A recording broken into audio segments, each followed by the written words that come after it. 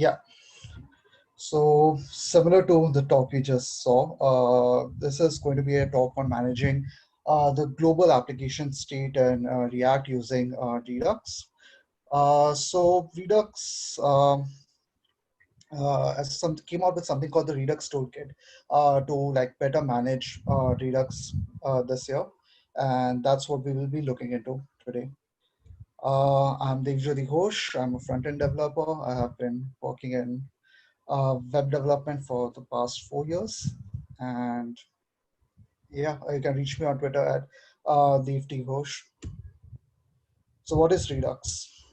Redux is a library for managing and updating the global state.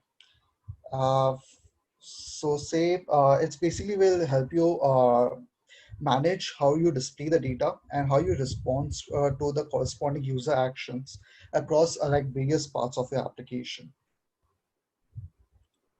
When to use Redux?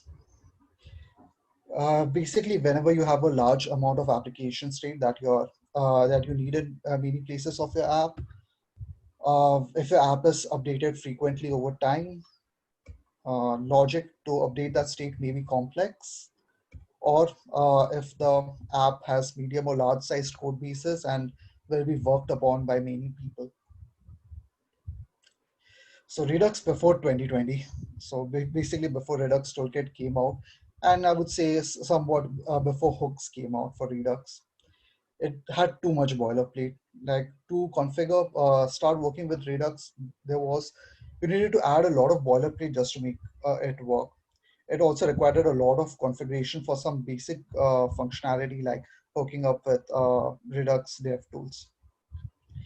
And in certain situations, it wasn't even needed. So, say this is the application that we are going to be coding today.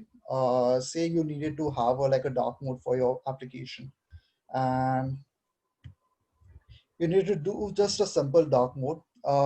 Before like the context API was a thing, you were typically using something like Redux or MobX to do this.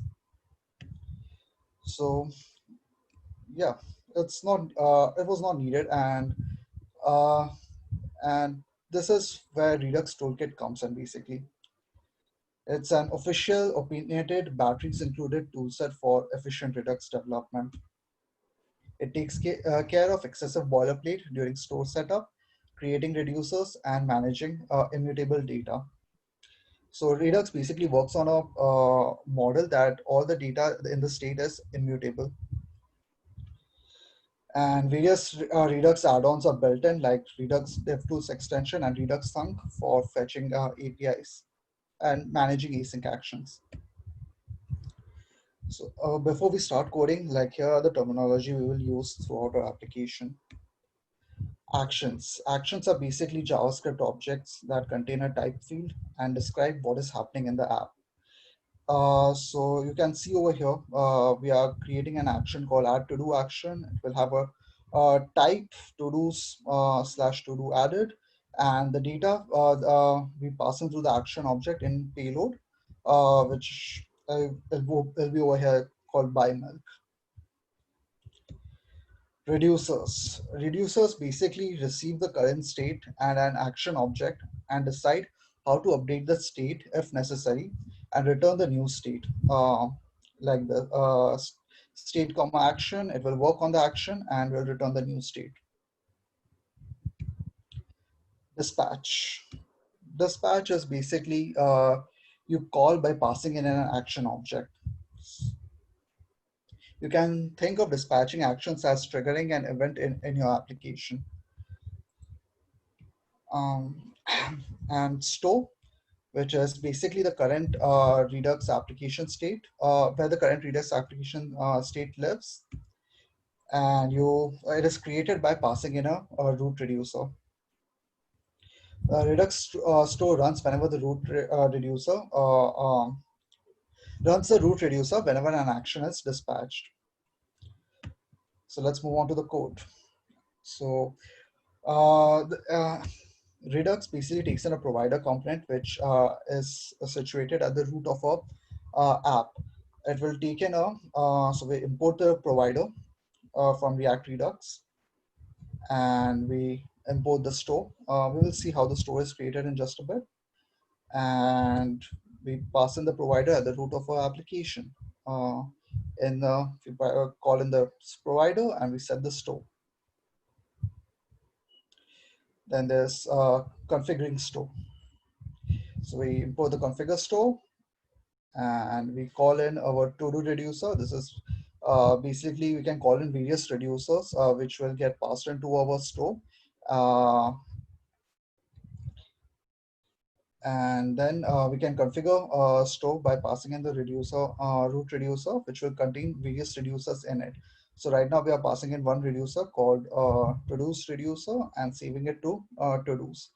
When you need to access the state for Redux, you will basically call in state.todos to access all the values that are there in to-do reducer. Right. So now is the main part where Redux Toolkit really shines. So a slice is basically a collection of Redux reducer logic and actions for a single feature in your app. Creates Slice takes care of like creating actions and creating action type strings, action creator function and action objects. uh, all it needs is a name of a slice. So we'll check that out right now. So we are importing create slice from Redux Toolkit. Then we add it basically takes in three things. It takes in a name, it takes in an initial state, and it takes in the reducers object. So within the name is what we are going to call create slice. Then the initial state, basically setting up the initial state of a application or sorry, not the application for this particular slice. And we call in reducers. So this can have various other reducers in it. So one reducer that we're adding is the add to do reducer. We will see how it works exactly in a sec. But basically under the hood, it takes care of creating the action types for you. So earlier what we had to do was like create actions for all the reducers that you needed to pass. So this create slice takes care of that complexity for you. Then we export the actions and the reducer. So the actions is present in to-do slice.actions. So the to-do slice is basically what we saw earlier. It's the variable name for where we are storing the data from create slice.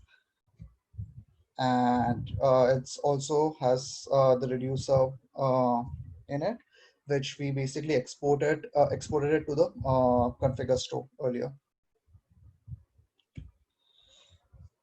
Add to do reducer.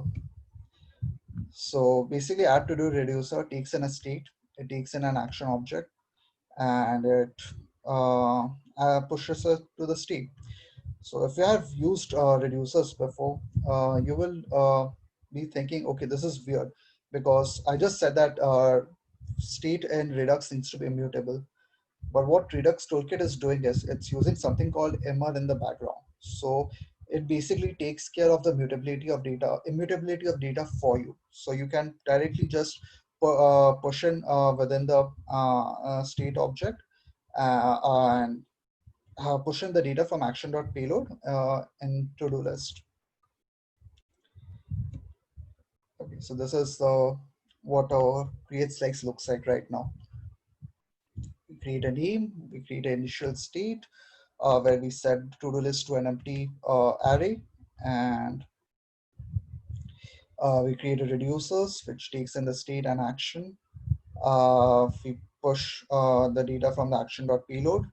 We export the actions, which we will call from our components, and we will also export our reducer, which we will use in our configure store. Use dispatch. So when we are calling the data in our components, we use the hook use dispatch. So this is our base add to do component. It's basically very simple. It's a form which has an input value, a button, and when you where the value is changing, when you using handle change. And when you click the button, it uses handle submit. And we will add the Redux functionality using use dispatch in this. So we import the use dispatch hook from React Redux. Then we add the add to do action from to do slice that we had created earlier. Then we get the dispatch from use dispatch hook, and this dispatch hook basically takes in an action object, an action which we are passing over here, and you're defining the payload value using this value. So value over here is basically whatever the input value is right now. And basically once the dispatch has been called, we are setting the value of the input field to an empty string. And this is what add to do component looks like now. It's very simple. Just added a couple of lines of code, and we can by calling an add to do, we use dispatch and we dispatched our action using our payload. So let's see if this is working properly.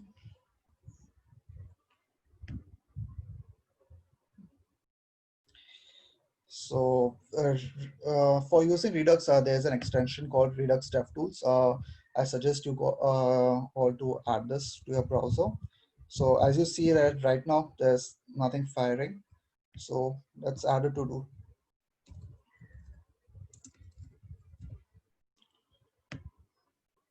Now you can check that action getting passed over here. So it creates an action a to-do list, and yeah, it is added to a state, which you can check over here. Within the to-do list, hello world gets added.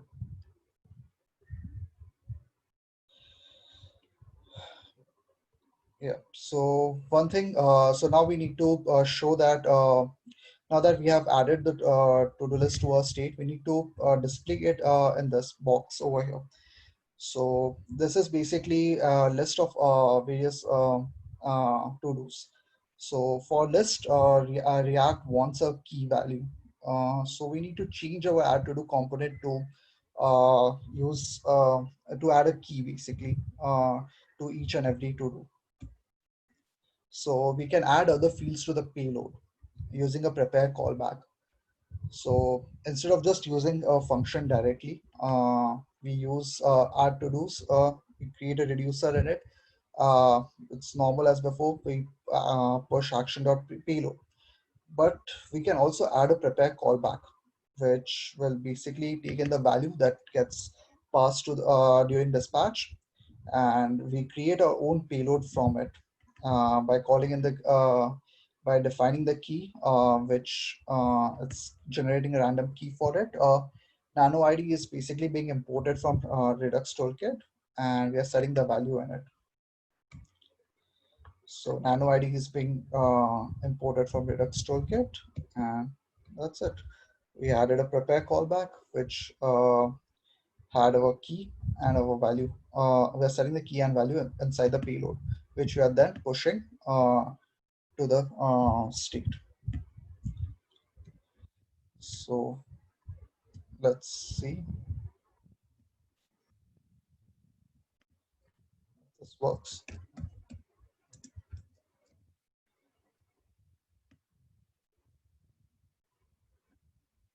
Sorry. Um, or so we now check the Redux DevTools. Can check the state in it,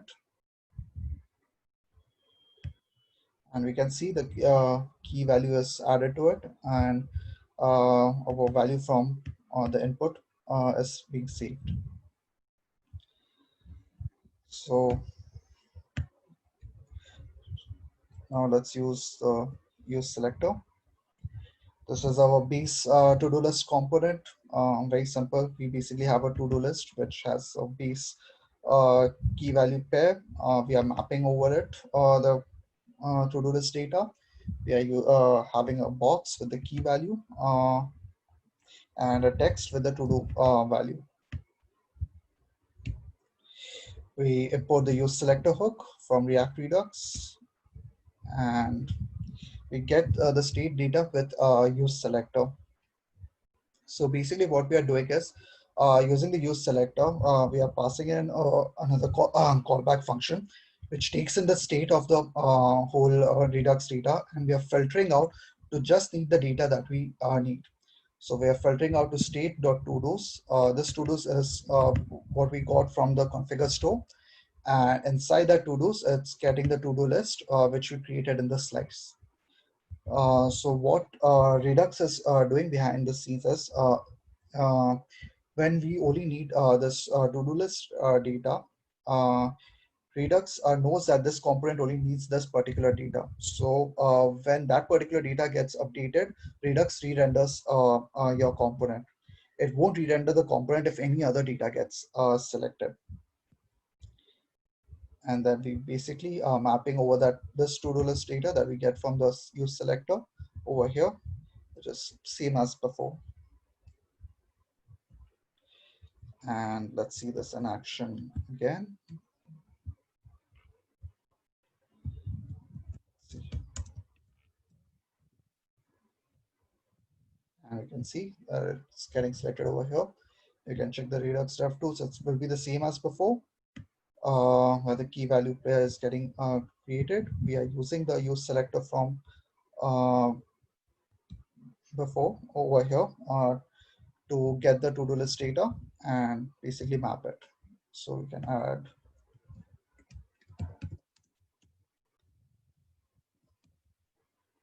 meetup, enter, and another uh, key value pair is getting generated and being displayed. Right. So now let's fetch data from an API. So using this fetching data from an API in Redux was a bit of a challenge because you had to use middlewares for it, like something like Redux Saga or Redux Thunk. Redux Toolkit basically simplifies all of this by having a having Redux Thunk under the hood and using something called create async thunk. So basically, async thunk creates three types of actions for us for dealing with async functions. It has a pending, fulfilled, and rejected. It creates basically these three actions for us automatically without us having to state it. So let's see how this works in action. We import create async thunk from Redux Toolkit. We import Axios to basically fetch our data. It's a library for fetching data. It's similar to the native fetch API in the browser. And then we use create async thunk. We're using create async thunk, which is basically taking in two things. It's taking in the name of the action type. So all this three action types that we fulfilled, pending, fulfilled, rejected, all gets appended to this to-do slash fetch to-dos. And we also take another callback function for doing our async actions. So we use async function. We uh, get basically the data from an API. Let's see.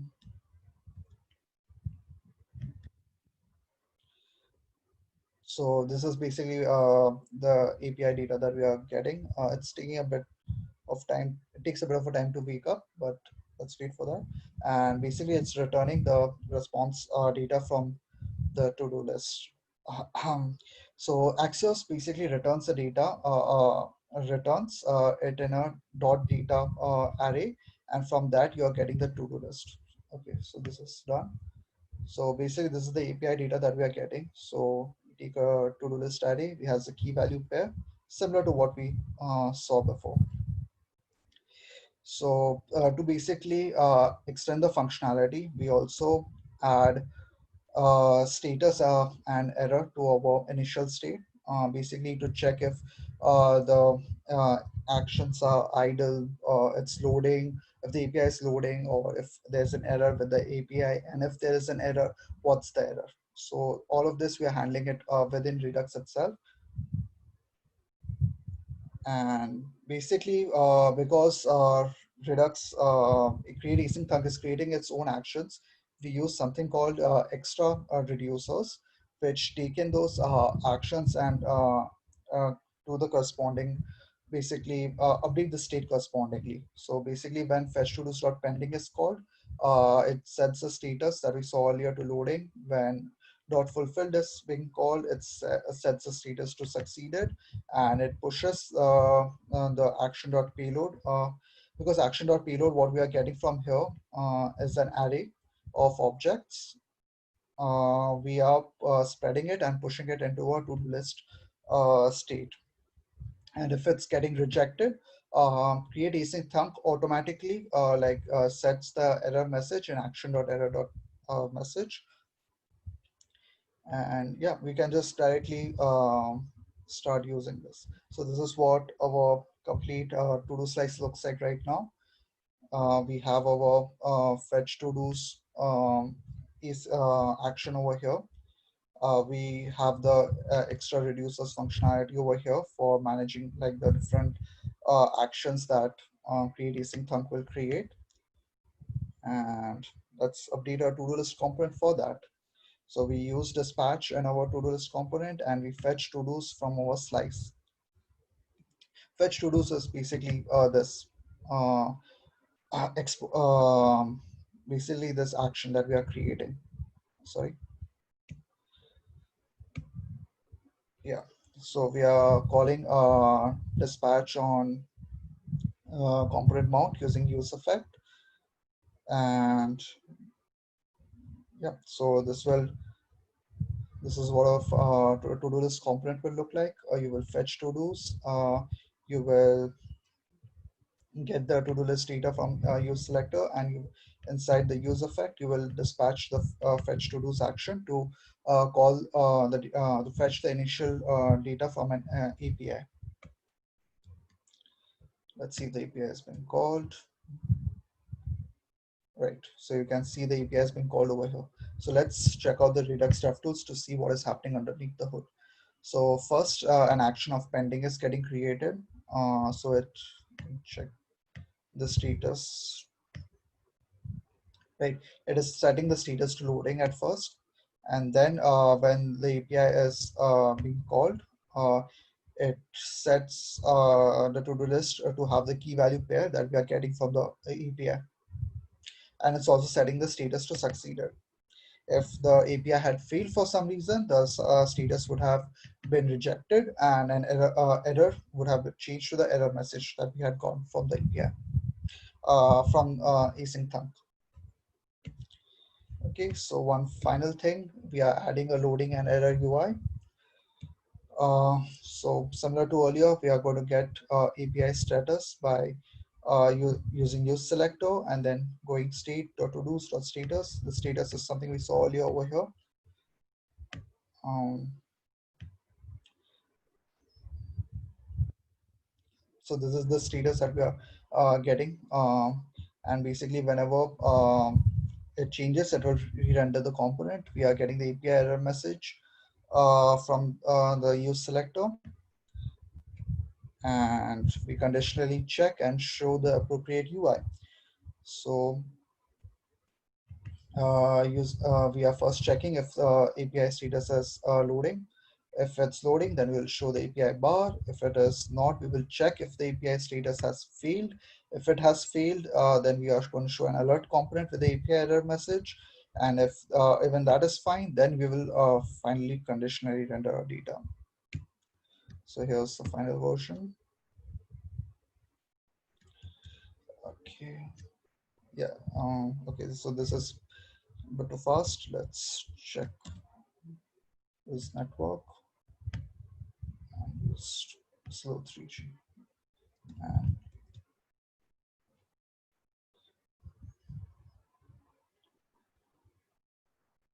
so you are seeing during the loading state that loading bar was getting created, And yeah, that's it. This is how you use Redux Toolkit. There's an exercise if you guys want to try out Redux Toolkit right now. I will share the GitHub repo in the chat in a sec. You can, I have a checkbox functionality which you can wire up, or you can recreate the app from scratch. I have a base app from which you can do this. And yeah, that's the end. You can follow me on Twitter. If there are any questions, please let me know.